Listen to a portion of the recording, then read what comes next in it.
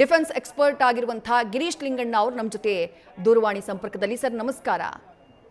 ನಮಸ್ಕಾರ madam. Sir, ಘಟನೆ ಹೇಗೆ ನಡೆದಿದೆ ಅನ್ನೋದನ್ನ ಈಗಾಗಲೇ ನೀವು ಗಮನಿಸಿರ್ತೀರಿ. ಏನು ಕಾರಣ ಏನಾಗಿರಬಹುದು ಅನ್ನುವಂತಹ ಕುತೂಹಲ ಸರ್. ಈ ರೀತಿ ಕ್ರ್ಯಾಶ್ ಲ್ಯಾಂಡಿಂಗ್ ಆಗೋದಕ್ಕೆ ಏನೇನು ಸಾಧ್ಯತೆಗಳಿದ್ದಾವೆ ಅಂತ ಹೇಳಿ ಸರ್. ನೋಡಿ, ಇವ್ರು ಯೂಸ್ ಮಾಡ್ತಿದ್ದಂಥದ್ದು ಲಿಯರ್ ಜೆಟ್ 45 ಅನ್ನೋ aircraft, bombardier make, Canadian origin. So ಇದರಲ್ಲಿ 6ರಿಂದ 8 ಪ್ಯಾಸೆಂಜರ್ಸ್ಗಳು ಟ್ರಾವೆಲ್ ಮಾಡುವಂತ ಒಂದು VIP ಏರ್ಕ್ರಾಫ್ಟ್. ಈ ಏರ್ಕ್ರಾಫ್ಟ್ ನಮ್ಮ ಯೂಶಲ್ ನೋಡೋವಂತ ಏರ್ ಬಸ್, ಬೋಯಿಂಗ್ ತರ ಅಲ್ಲ. ಅದು ಸಣ್ಣ aircraft, turbo prop engine aircraft ಇದು. ಅಂದ್ರೆ ಫ್ಯೂಯಲ್ ಬರ್ನ್ ಆಗುತ್ತೆ, ಸ್ಟೀಮ್ ಜನರೇಟ್ ಆಗುತ್ತೆ, ಮತ್ತೆ ಇಂಜಿನ್ ಚಾಲನೆ ಆಗುತ್ತೆ. ಇದು ಈ ತರ ನಡೆಯುವಂತ ಒಂದು ಏರ್ಕ್ರಾಫ್ಟ್ ಇದು. ಇದ್ರಲ್ಲಿ ಏನಪ್ಪಾ ಪ್ರಾಬ್ಲಮ್ ಅಂದ್ರೆ ಈ ಲ್ಯಾಂಡಿಂಗ್ ಸ್ಪೀಡ್ ತುಂಬಾ ಹೈ ಇರುತ್ತೆ. ಯೂಶಲಿ 240 to 260 ಕಿಲೋಮೀಟರ್ ಸ್ಪೀಡ್ ಅಲ್ಲಿ ಲ್ಯಾಂಡಿಂಗ್ ಆಗುತ್ತೆ ಈ ಒಂದು ಏರ್ಕ್ರಾಫ್ಟ್. ಈ ಲ್ಯಾಂಡಿಂಗ್ ಆಗೋ ಟೈಮಲ್ಲಿ ಸಣ್ಣ ಎರರ್ ಆದ್ರೂ ಇದರಿಂದ ಆಚೆ ಬರೋದು ತುಂಬಾ ಕಷ್ಟ, ಅಂದ್ರೆ ಫೇಟಲ್ ಆಗ್ಬಿಡುತ್ತೆ. ಸೊ ಲ್ಯಾಂಡಿಂಗ್ ಬಹಳ ಹುಷಾರಾಗಿರ್ಬೇಕು. ಅದೇ ನಾವು ಒಂದು ಈಗ ಅಲ್ಲಿ ಪ್ರತ್ಯಕ್ಷ ದರ್ಶಿಗಳು ಏನ್ ಹೇಳ್ತಾರೆ ಅಂದ್ರೆ, ಅಲ್ಲಿ ಲ್ಯಾಂಡಿಂಗ್ ಆಗ್ಬೇಕಾದ್ರೆ ಒಂದು ಸೌಂಡ್ ಬರ್ತಿತ್ತು ಏರ್ಕ್ರಾಫ್ಟ್. ಇಳಿದಿದ ತಕ್ಷಣ ಸೈಡ್ಗೆ ಎಳ್ಕೋತು ಏರ್ಕ್ರಾಫ್ಟ್, ಆಮೇಲೆ ಬರ್ಸ್ತಾ ಇತ್ತು ಅಂತ ಹೇಳ್ತಾರೆ. ಸೊ ಈ ಒಂದು ಸೌಂಡ್ ಏನಕ್ಕೆ ಬಂದಿರ್ಬೋದು ಅಂತ ಅನಾಲಿಸಿಸ್ ಮಾಡಕ್ ಹೋದ್ರೆ, ಯೂಶಲಿ ಟರ್ಬೋ ಪ್ರಾಪ್ ಇಂಜಿನ್ ಅಲ್ಲಿ ಏನಾಗುತ್ತೆ ಅಂದ್ರೆ, ಒಂದು ಪ್ರಾಬ್ಲಮ್, ಯೂಶುವಲ್ ಪ್ರಾಬ್ಲಮ್ ಬರ್ಡಿಕ್ ಪ್ರಾಬ್ಲಮ್ ಇರುತ್ತೆ ಒಂದು. ಎರಡನೇದು ಏನಾಗುತ್ತೆ ಅಂದ್ರೆ ಐಸಿಂಗ್ ಆಫ್ ದಿ ಬ್ಲೇಡ್ಸ್ ಅಂತ ಹೇಳ್ತಾರೆ. ಅಂದ್ರೆ ಈ ತುಂಬಾ ಎತ್ತರದಲ್ಲಿದ್ದಾಗ ಬ್ಲೇಡ್ ಮೇಲೆ ಐಸ್ ಕೂತ್ಕೊಳ್ಳೋ ಚಾನ್ಸಸ್ ಜಾಸ್ತಿ ಇರುತ್ತೆ. ಎಲ್ಲಾ ಏರ್ಕ್ರಾಫ್ಟ್ ಅಲ್ಲೂ ಇರುತ್ತೆ. ಅದಕ್ಕೆ ಐಸಿಂಗ್ ಅಂತ ಇನ್ಸ್ಟ್ರೂಮೆಂಟ್ಸ್ ಎಲ್ಲ ಹಾಕಿರ್ತಾರೆ. ಬಟ್ ಇದರಲ್ಲೂ ಹಾಕಿರ್ತಾರೆ. ಬಟ್ ಎಷ್ಟ್ರ ಮಟ್ಟಿಗೆ ಇದು ಕೆಲಸ ಮಾಡಿತ್ತು ಅಂತ ಗೊತ್ತಿಲ್ಲ ನಮ್ಗೆ. ಅದರಿಂದನೂ ಇಂಜಿನ್ ಸೌಂಡ್ ಬರೋ ಚಾನ್ಸಸ್ ಇರುತ್ತೆ. ಎರಡನೇದು. ಮೂರನೇದು ಏನಪ್ಪಾ ಅಂದ್ರೆ, ಇದರಲ್ಲಿ ರಿಡಕ್ಷನ್ ಗೇರ್ಸ್ ಯೂಸ್ ಮಾಡ್ತಾರೆ ಸ್ಪೀಡ್ ಕಮ್ಮಿ ಮಾಡ್ಕೊಳಕ್ಕೆ. ಆ ಗೇರ್ಸ್ ಕರೆಕ್ಟ್ ಆಗಿ ಟೆಕ್ನಿಕಲ್ ಮೇಂಟೆನೆನ್ಸ್ ಆಗದೆ ಹೋದ್ರೂ ಈ ತರ ಪ್ರಾಬ್ಲಮ್ಗಳು ಆಗೋ ಸಂಭವ ಜಾಸ್ತಿ ಇರ್ತವೆ. ಬಟ್ ಈ ತರ ಪ್ರಾಬ್ಲಮ್ ಆಗಿ ತಕ್ಷಣ ಲ್ಯಾಂಡಿಂಗ್ ಮಾಡ್ಬೇಕಾದ್ರೆ ಏನಂದ್ರೆ, ಆ ಸ್ಪೀಡು ಜಾಸ್ತಿ ಇರೋದ್ರಿಂದ ಆ ಬ್ರೇಕಿಂಗ್ಗೆ ಇನ್ನೂ ಸ್ವಲ್ಪ ಲೆಂತ್ ಇರ್ಬೇಕಾಗ್ತದೆ. ಅಂದ್ರೆ ಈ ರನ್ವೇಸ್ಗಳು ಇರುತ್ತಲ್ಲ, ಯೂಶಲಿ ಇದಕ್ಕೆ 1.8 ಕಿಲೋಮೀಟರ್ಸ್ ತನಕ ಬೇಕಾಗತ್ತೆ ಇಂಥ ಏರ್ಕ್ರಾಫ್ಟ್ ಲ್ಯಾಂಡಿಂಗ್ ಆಗಕ್ಕೆ, ಬ್ರೇಕಿಂಗ್ ಆಗಿ ನಿಂತ್ಕೊಳ್ಳಕ್ಕೆ. ಅವಾಗ HK ರನ್ವೇ ಬೇಕಾಗತ್ತೆ. ಅಂದ್ರೆ ಇನ್ನು ಲೆಂತಿ ರನ್ವೇಸ್ ಬೇಕಾಗತ್ತೆ. ನಾನು ಹೇಳ್ತಾ ಇರೋದು ಇದೆಲ್ಲ just as A one by one steps ಹೇಳ್ಕೊಂಡು ಹೋಗ್ತಾ ಇದೀನಿ. ನಿಖರವಾಗಿ ನಾನು ಹೇಳ್ತಾ ಇಲ್ಲ ಇದೇ ಆಗಿದೆ ಏರ್ಕ್ರಾಫ್ಟ್ ಅಂತ ನಾನು ಹೇಳ್ತಾ ಇಲ್ಲ.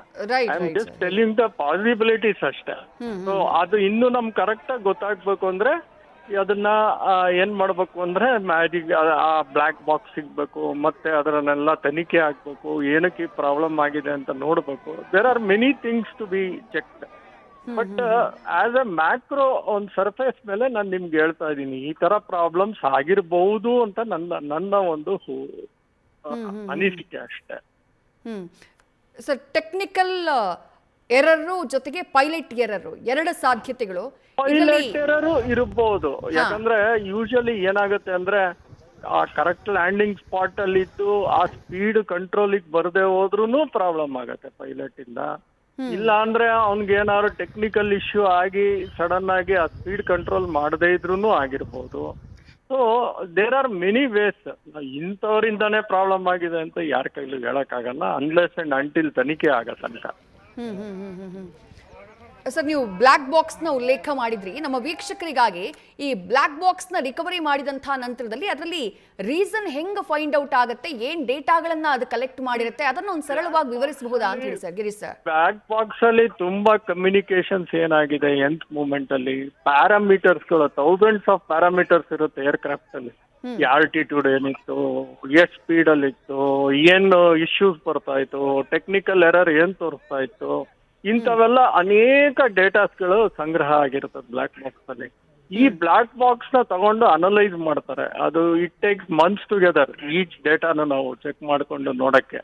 ಸೊ ಚೆಕ್ ಮಾಡಿ ನೋಡಿ ಆಮೇಲೆ ಒಂದು ಇತ್ಯರ್ಥಕ್ಕೆ ಬರ್ತಾರೆ. ಆಮೇಲೆ ಆ ಡೇಟಾಸ್ಗಳನ್ನ ಕಂಪ್ನಿಯವ್ರನ್ನ ಕೂಡ್ಸ್ಕೊಂಡು, ಅವ್ರನ್ನೂ ಜೊತೆಲಿ ಕೂಡ್ಸ್ಕೊಂಡು, ಯಾಕೆ ಇದು ಹಿಂಗ್ ಆಗಿರ್ಬೋದು, ಯಾವ್ದಕ್ಕೆ ಈ ತರ ರೀಡಿಂಗ್ ತೋರಿಸಿರ್ಬೋದು, ಇದು ಪೈಲಟ್ ಎರರ, ಇಲ್ಲ ಇನ್ನೇನಾದ್ರು ಮೇಂಟೆನೆನ್ಸ್ ಎರರ್ ಇತ್ತಾ, ಇಲ್ಲ ಆ ತರ ಅನೇಕ ಇಫ್ಸ್ ಅಂಡ್ ಬಟ್ಸ್ ತುಂಬಾನೇ ಚರ್ಚೆ ಆಗತ್ತೆ ಒಂದ್ ಟೀಮ್ ಜೊತೆ.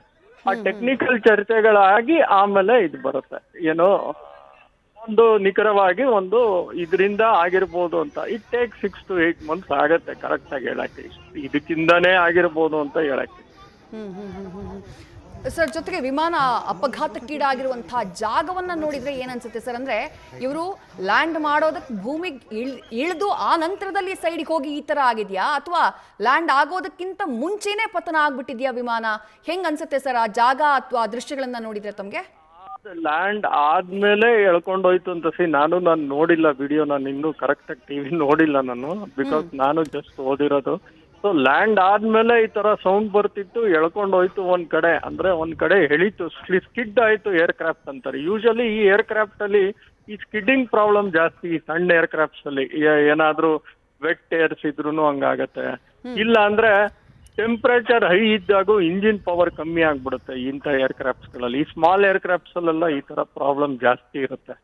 ಸೊ ನಾನು ಹೇಳದ್ನಲ್ಲ, these are all the ifs and buts ನಾನು ಹೇಳ್ತಾ ಇರೋದು. ಸೊ ಅಲ್ಲಿ ಹೇಗಿತ್ತು ಲ್ಯಾಂಡಿಂಗ್, ಸ್ಕಿಡ್ ಆಗೋ ಚಾನ್ಸಸ್ ಇತ್ತು. ಈಗ ಒಂದು ಮಾರುತಿ 800 ಅಲ್ಲಿ ನೀವು 120 ಹೋಗ್ತಾ ಇರಿ, ಅದನ್ನ ನೀವು ನಿಲ್ಸ್ಬೇಕು ಅಂದ್ರೆ ಎಷ್ಟು ಕಷ್ಟ ಆಗುತ್ತೆ ತಕ್ಷಣ.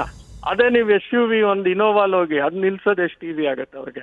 ಅದೇ ತರ ಈ ಸ್ಮಾಲ್ ಏರ್ ಕ್ರಾಫ್ಟ್ಸ್ ಮತ್ತೆ ದೊಡ್ಡ ಏರ್ ಕ್ರಾಫ್ಟ್ಸ್ ಇರುವಂತ ವ್ಯತ್ಯಾಸ. ಸೊ ಇದ್ರಲ್ಲಿ ತಪ್ಪು ಮಾಡೋದು ಬಹಳ ಅವಕಾಶಕ್ಕೆ ಬಹಳ ಕಮ್ಮಿ ಇರುತ್ತೆ. ಅಂದ್ರೆ ತಪ್ಪು ಮಾಡಿ ವಾಪಸ್ ಸೇಫ್ಟಿಗೆ ತರೋದು ಬಹಳನೇ ಎಕ್ಸ್ಪೀರಿಯನ್ಸ್ ಪೈಲಟ್ ಇದ್ರೆ ಮಾತ್ರ ತರಕ್ಕಾಗತ್ತೆ ಹೊತ್ತು, ಇಲ್ಲ ಅಂದ್ರೆ ಬಹಳನೇ ಕಷ್ಟ ಇಂಥ aircrafts. Right sir, right sir. Thank you Girish sir, ಇಷ್ಟೊತ್ತು ನ್ಯೂಸ್ ಫಸ್ಟ್ ವೀಕ್ಷಕರಿಗೆ ಮಾಹಿತಿಯನ್ನು ನೀಡಿದ್ದಕ್ಕೆ. ನ್ಯೂಸ್ ಫಸ್ಟ್ ನಿರ್ಭೀತಿಯಿಂದ ನಿಮ್ಮ ಪರವಾಗಿ.